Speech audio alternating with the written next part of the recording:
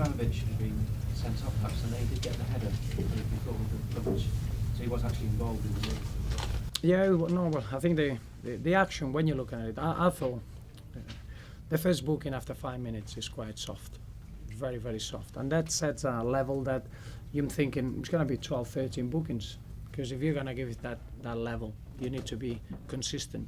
Unfortunately, that wasn't the case. Then Gareth Barry gets a booking that, yes, it's a free kick, but the player decides to stop, decides to referee the game. There is contact. Football is a contact sport, and we have to allow the player to book one of my players.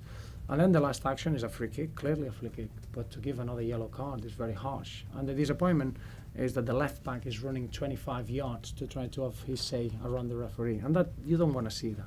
You don't want to see that when you got such a quality side at home, and from that moment the red card gives a unfair momentum to the home side, which allows them to score a goal. And then if you look at the images, Ivanovic's behaviour is wrong. That shouldn't be allowed.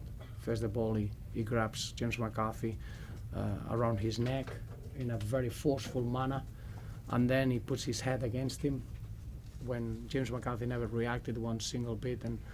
And if you want to be that fair with the laws and want to be on top of the law, that's a red card, and we got nothing out of that moment. And then I think he got a header before we go.